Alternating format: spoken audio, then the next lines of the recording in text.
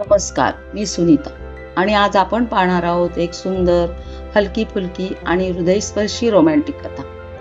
It happen one night. या चित्रपटाचे दिग्दर्शन फ्रँक काप्रा यांनी केले आहे. त्यांच्या चित्रपटांमध्ये साध्या माणसांच्या भावना, प्रेमकथा आणि सामाजिक संदेश सुंदरपणे मांडलेले दिसतात. एली अँड्रूज ही किंग वेस्ली सोबत पळून जाऊन लग्न करते. तिचे वडील हे लग्न रद्द करण्याचा प्रयत्न करतात. त्यामुळे एली यॉटवरून पळून समुद्रात उडी मारते आणि किनाऱ्यावर पोहोचते. तिथून ती न्यूयॉर्क सिटीला जाणाऱ्या बसने वेस्लीकडे परत जाण्यासाठी निघते. या प्रवासात तिची भेट होते पीटर वॉर्न या एका पत्रकाराशी, जो थोडासा खट्याळ, आत्मविश्वासी आणि हुशार असतो. दोघं एकत्र प्रवास सुरू करतात. बसने, रस्त्याने आणि मध्ये येणाऱ्या अनेक अडचणींना तोंड देत. सुरुवातीला त्यांच्यात सतत भांडणं, टोमणे आणि गैरसमज असतात, पण हळूहळू त्यांच्या नात्यात बदल होतो आणि एक वेगळी जवळीक तयार होते. एकत्र घालवलेला वेळ त्यांना एकमेकांच्या जवळ आणतो आणि नकळतच त्यांच्या मनात प्रेम निर्माण होतं. पण दोघंही आपल्या भावना सहजपणे व्यक्त करत नाहीत आणि गैरसमजांमुळे ते वेगळे होतात. शेवटी एलीला समजतं की तिचं खरं प्रेम कोण आहे आणि ती आपल्या निर्णयाचा पुनर्विचार करते. चित्रपटाचा शेवट खूप सुंदर आणि समाधानकारक आहे, जिथे प्रेम आणि विश्वास यांचा विजय होतो. फ्रँक काप्रा यांनी साध्या कथेची प्रभावी मांडणी करत कॉमेडी, रोमांस आणि इमोशन यांचा उत्कृष्ट समतोल साधला आहे. त्यांच्या लेस इज मोर शैलीमुळे चित्रपट अधिक वास्तववादी आणि परिणामकारक वाटतो आणि त्यामुळेच त्यांनी एक साधी कथा असामान्य बनवली आहे.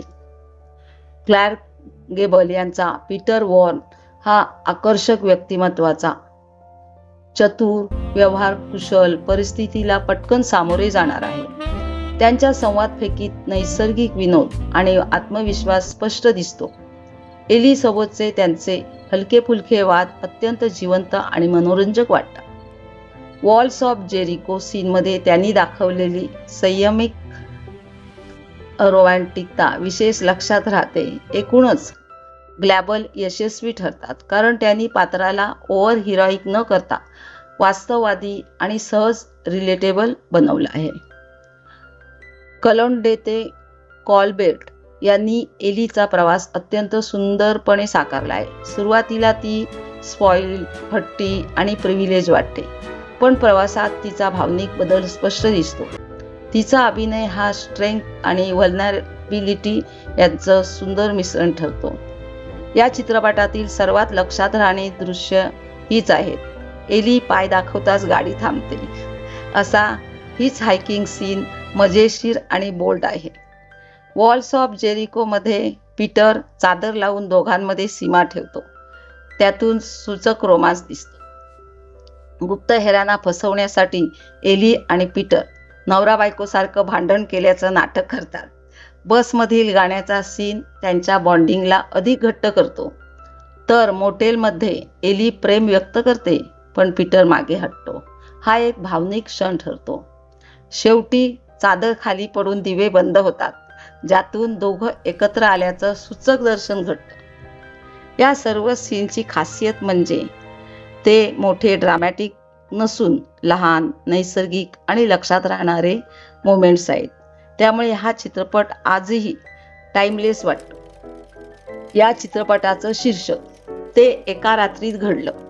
याचा अर्थ असा की एका साध्या प्रवासात घडलेली एक रात्र दोघांच्या आयुष्याला पूर्णपणे बदलून टाकते.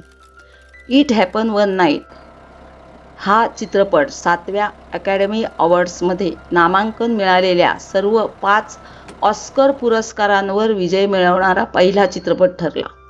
जर तुम्हाला हा व्हिडिओ आवडला असेल तर लाईक करा, शेअर करा आणि चॅनलला सबस्क्राईब करायला विसरू नका. पुन्हा भेटूया अशाच एका छान चित्रपटासोबत.